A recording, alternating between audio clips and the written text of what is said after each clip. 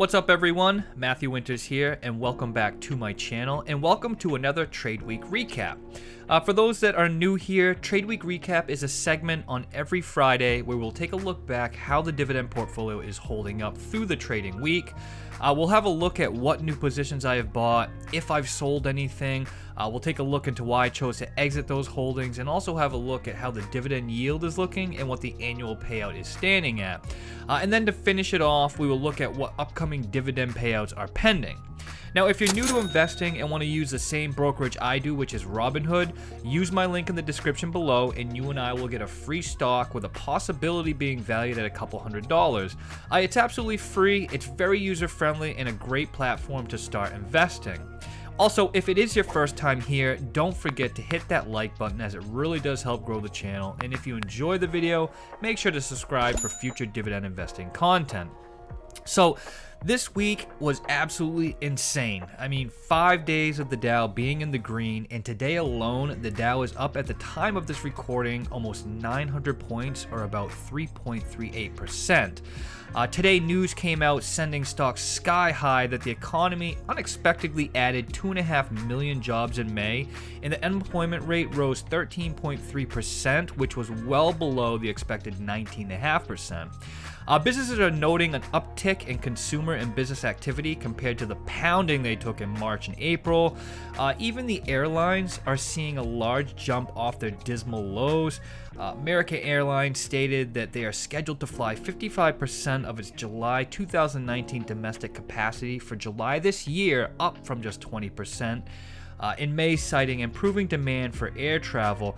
But my question is all this economic growth in such a short time due to stimulus money being spent on both the consumer side and business?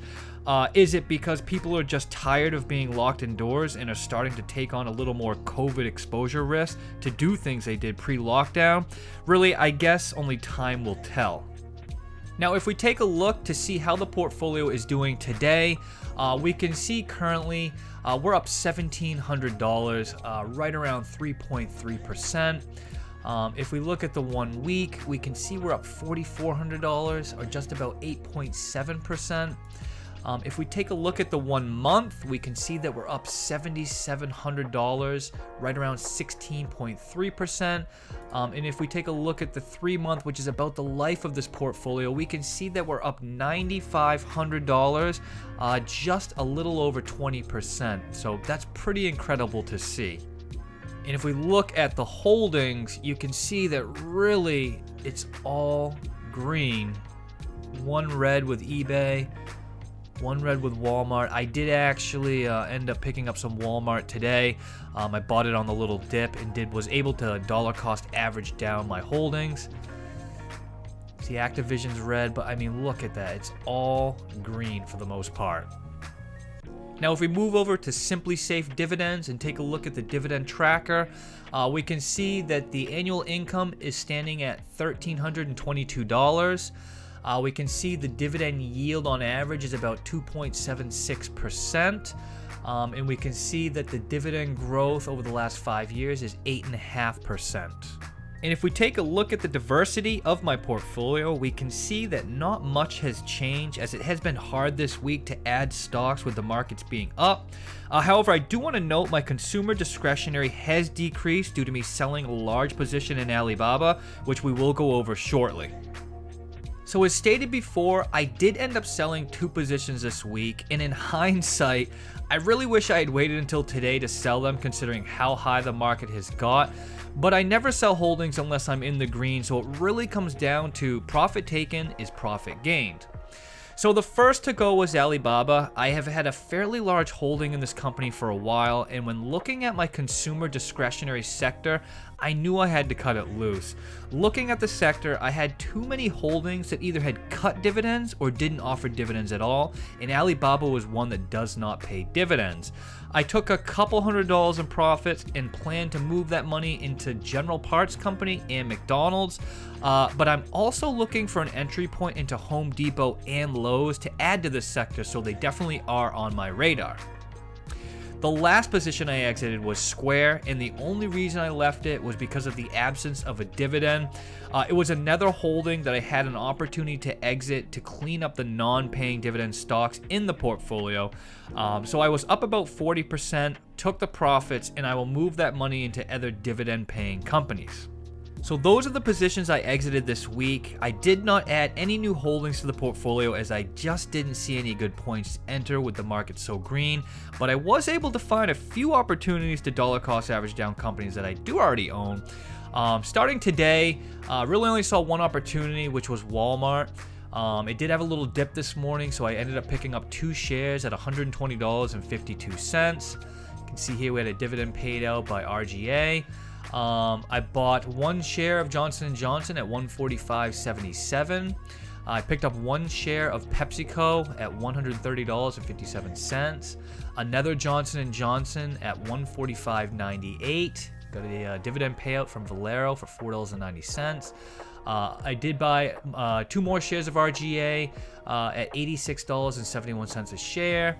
Had a dividend from Visa. Another Johnson & Johnson buy, 1 share at $146.91. Johnson & Johnson this week was down even despite the markets being up, so I did find some opportunities to buy some of their stocks as I do love that company. It is one of the largest holdings in my portfolio. I think it's like the 4th or 5th largest holding in my portfolio, so that was pretty cool. And then we can see here we had a dividend payout from Walmart of $1.62. A dividend payout from Wells Fargo of $7.65, a dividend payout from Intel of $6.60, and then we can see here where I ended up selling Square and Alibaba. Picked up 5 shares of Pfizer at $35.38, 2 shares of Pfizer at $35.33. And those are the opportunities I saw this week. Again, not a whole lot of opportunities, but there was still some things there that I could buy and dollar cost average my holdings. And before we close out, like always, I just want to show you what dividend payouts we have coming up. As time goes on, these payments are getting bigger and bigger as we keep adding and dollar cost averaging solid, healthy positions. And as a dividend investor, this is what it's all about. So we can see here, looking out a little bit to June 24th, we have a dividend payout from Halliburton of 90 cents. Guys, I want to let you know too that Halliburton, although I am up crazy, I'm up like over 100 and like something percent on that investment. Their dividend score is a little unsafe, so it's definitely something that's on my radar that if it gets downgraded, I will be releasing Halliburton. So just a FYI. We have a dividend payout from eBay of 80 cents. Again, this is actually another company that is on my radar possibly leaving. They only have an annual payout. It's very, very low. So it's on my radar for getting released out of the portfolio. Raytheon Technologies, $3.80. Duke Energy, $14.18, which is pretty awesome. Next Era Energy, $21. So this is probably just about the largest dividend payout that I've got so far. Next Era Energy is one of the largest holdings in my portfolio. I think it's 1 or 2. And it is a company that I really, really love. It's got a super safe dividend score. So this is a great, great company, and it's really cool to see this $21 dividend payout. McDonald's, $2.50. Realty Income, $2.33. Microsoft, $1.02. Chevron, $2.58. ExxonMobil, $8.70. Norfolk Southern, $3.76. Johnson & Johnson, $10.10. Dividend from Honeywell, $2.70. And Pfizer, $1.14. It all adds up, guys, and trust me, it's a great feeling getting these payouts. Obviously, this month is one of my largest months payouts. I think I'm going to get a couple $100 in dividends, so it really, really does add up, and it is awesome, awesome, awesome. Anyway, I hope you enjoyed the weekly recap. If you did, make sure to smash that like button because it really does help out this little channel. And as always, if you want to follow me on my dividend journey, make sure to hit that subscribe button. And don't forget, if you're new to investing and want to use the same brokerage I do, which is Robinhood, use my link in the description below and you and I will get a free stock with a possibility of being valued at a couple $100. Robinhood is absolutely free, it's user friendly, and a great platform to start investing. Anyway, trade safe, take care.